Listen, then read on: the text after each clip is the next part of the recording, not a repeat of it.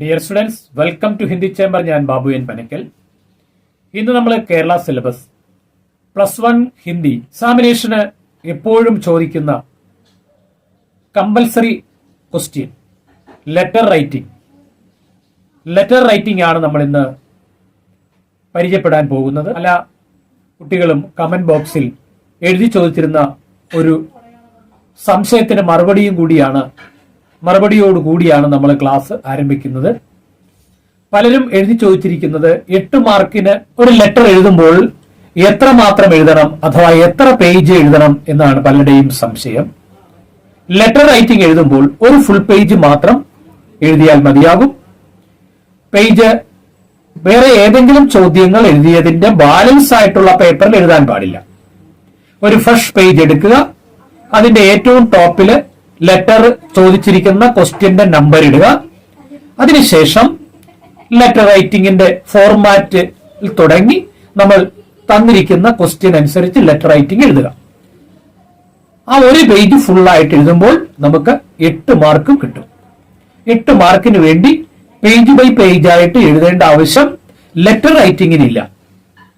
ഡയറിക്കും letter റൈറ്റിംഗിനും poster മുതലായ ചോദ്യങ്ങൾക്ക് അങ്ങനെ ഒന്നിൽ കൂടുതൽ പേജ് എഴുതേണ്ട ആവശ്യമില്ല. ഒരു പേജ് മാത്രം എഴുതിയാൽ മതിയാകും. മുഴുവൻ മാർക്കും നമുക്ക് ലഭിക്കുകയും ചെയ്യും. എഴുതുമ്പോൾ വളരെ ശ്രദ്ധിക്കേണ്ട ഒരു കാര്യം, നല്ല ഹാൻഡ് റൈറ്റിംഗ് ആയിരിക്കണം.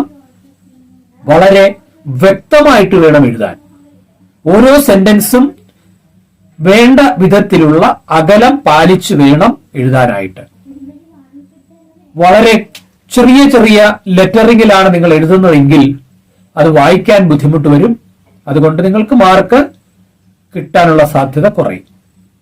അപ്പോൾ വേണ്ടത്ര അകലം കൊടുത്തിട്ട് ഓരോ സെന്റൻസും വേണ്ടത്ര അകലത്തിൽ, വേർഡുകൾ വേണ്ടത്ര അകലത്തിൽ, വളരെ നല്ല ഹാൻഡ് റൈറ്റിംഗോടുകൂടി എഴുതിയാൽ ഒരു ഫുൾ പേജ് കവർ ചെയ്ത് നമ്മൾ ലെറ്റർ റൈറ്റിംഗ് എഴുതിയാൽ 8 മാർക്കും കിട്ടും.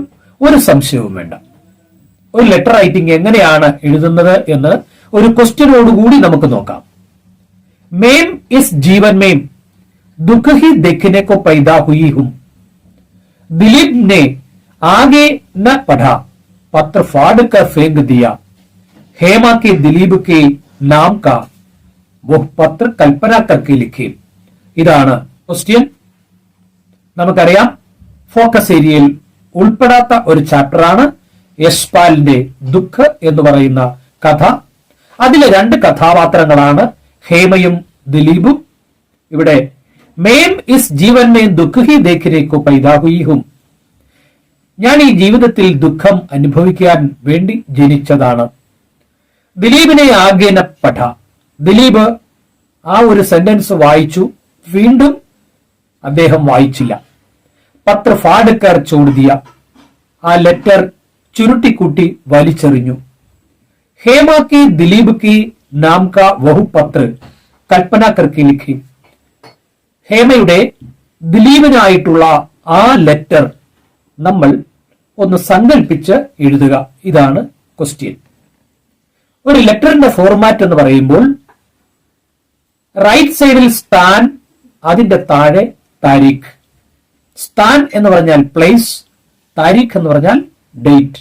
അപ്പോൾ നമ്മൾ പരീക്ഷയ്ക്ക് എഴുതുമ്പോൾ സ്ഥാൻ എന്ന് എഴുതിയിട്ട് 2-3 ഡോട്ട് ഇട്ടാൽ മതി. അതിന്റെ നേരെ താഴത്ത് താരീഖെന്നോ ദിനാങ്കെന്നോ എഴുതിയിട്ട് അതേപോലെ ഡോട്ട് ഇടുക.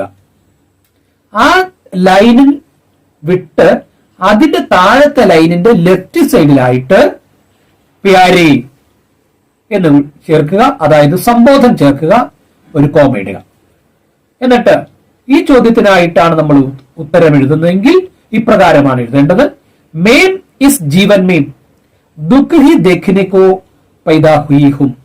നമ്മൾ കണ്ടു, ആ ക്വസ്റ്റ്യനിൽ ആ ഒരു സെന്റൻസ് തന്നിരുന്നുവെന്നും ആ സെന്റൻസ് വായിച്ചു കഴിഞ്ഞ ഉടനെ തന്നെ ദിലീപ് ലെറ്റർ ചുരുട്ടിക്കൂട്ടി എറിഞ്ഞു എന്നുമാണ് ക്വസ്റ്റ്യൻ. അപ്പോൾ നമ്മൾ എഴുതേണ്ടത് ആ സെന്റൻസ് തന്നെയാണ് റിപ്പീറ്റ് ചെയ്യേണ്ടത്. മേം ഇസ് ജീവൻ മേം ദുഃഖ് ഹി ദേഖ്നെ കോ പൈദാ ഹുയി ഹും. ഞാൻ ഈ ജീവിതത്തിൽ ദുഃഖം മാത്രം അനുഭവിക്കാൻ ജനിച്ചവളാണ്. മേൻ തുമേ ബഹുത്ത് പ്യാർ കർത്തി ഹും, ഞാൻ നിന്നെ ധാരാളം ഇഷ്ടപ്പെടുന്നു, അല്ലെങ്കിൽ ഒത്തിരി ഇഷ്ടപ്പെടുന്നു.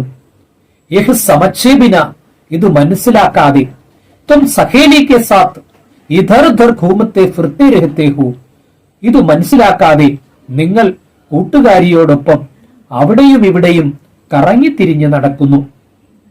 ആപ് ഹി സോച്ചിയെ, താങ്കൾ ചിന്തിച്ചാലും, മുझे കിത്തന ദുഃഖ ഹോഗ, എനിക്ക് എത്രമാത്രം ദുഃഖമുണ്ടാകും എന്ന് താങ്കൾ ഒന്ന് ചിന്തിച്ചു നോക്കൂ. മേൻ ഭി ഏക് നാരി ഹും, ഞാനും ഒരു സ്ത്രീയാണ്. പതിക്കു ഹമേശ പത്നിക്ക് ഹാലത്ത് ദേഖ്നി ചാഹിയെ, ഭർത്താവ് എപ്പോഴും ഭാര്യയുടെ അവസ്ഥ നോക്കേണ്ടതായിട്ടുണ്ട്. പർ തും ഹമേശ മുജ്സെ അലഗ് രഹത്തെ ഹോ, പക്ഷേ നിങ്ങൾ എപ്പോഴും എന്നിൽ നിന്ന് വേർപെട്ട് നടക്കുകയാണ്. പ്യാർ നഹി കർത്തെ ഹോ, വേണ്ടത്ര സ്നേഹിക്കുന്നില്ല. ഇസ്ലിയെ മുझे ഘർ ജാന പട, അതുകൊണ്ട് എനിക്ക് വീട്ടിൽ പോരേണ്ടി വന്നു. ജവാബ് കി പ്രതീക്ഷാമേം, ഏറ്റവും അവസാനം മിഡിലായിട്ട് നമ്മൾ എഴുതേണ്ടത് ഇതാണ്.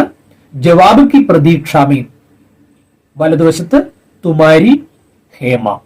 ഇത്രയുമാണ് ആ ക്വസ്റ്റ്യന് എഴുതേണ്ടത്. ഇത്രയും എഴുതിയാൽ ആ ലെറ്റർ റൈറ്റിംഗിന് നമുക്ക് ഫുൾ മാർക്കും ലഭിക്കുന്നതാണ്. ഇപ്പോൾ നിങ്ങൾ എഴുതുമ്പോൾ ക്വസ്റ്റ്യൻ അനുസരിച്ച് വേണം എഴുതാനായിട്ട്. ഫോർമാറ്റ് മറക്കണ്ട. വലതുവശം മുകളിൽ സ്ഥാൻ, അതിന്റെ നേരെ താഴെ താരീഖ്, അതിനും താഴത്ത് ലെഫ്റ്റ് സൈഡിലായിട്ട് പ്യാരെ മിത്രന്നോ, അതല്ലെങ്കിൽ ഭാര്യ ഭർത്താവിനാണ് എഴുതണമെങ്കിൽ പ്യാരെ എന്ന് മാത്രം മതി.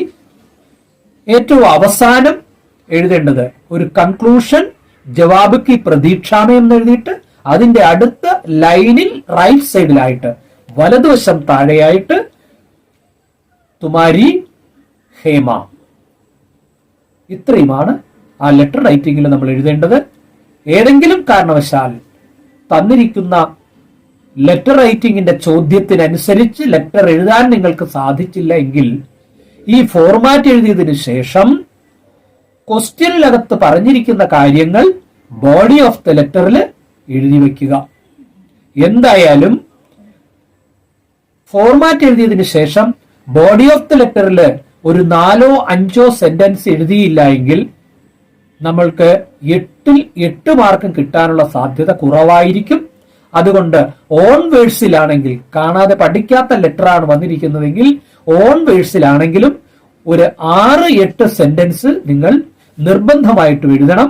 അങ്ങനെ ഒരു ഫുൾ പേജ് കവർ ചെയ്ത് വച്ചിരിക്കണം. ആ എഴുതുന്നത് വളരെ വ്യക്തമായിരിക്കണം, വളരെ നീറ്റായിട്ട് വേണം എഴുതാനായിട്ട്. എന്നാൽ നിങ്ങൾക്ക് ഫുൾ മാർക്ക് ലഭിക്കും. അപ്പൊ ലെറ്റർ റൈറ്റിംഗ് എങ്ങനെയാണ് എഴുതുന്നതെന്ന് നിങ്ങൾക്ക് നല്ലവണ്ണം മനസ്സിലായി എന്ന് വിചാരിക്കുന്നു. എല്ലാവരും ലൈക്ക് ചെയ്യുക, ഷെയർ ചെയ്യുക. അടുത്ത പ്രധാനപ്പെട്ട ചോദ്യം നോട്ടിഫിക്കേഷൻ ആയിട്ട് ലഭിക്കുന്നതിന് ബെല്ലൈക്കണിലെ ഓൾ ഓപ്ഷൻ കൂടി പ്രസ് ചെയ്യുക. നമുക്ക് അടുത്ത പ്രധാനപ്പെട്ട ചോദ്യവും അവയ്ക്കുള്ള ഉത്തരവുമായിട്ട് വീണ്ടും കാണാം. അതുവരേക്കും എല്ലാവർക്കും നന്ദി, നമസ്കാരം.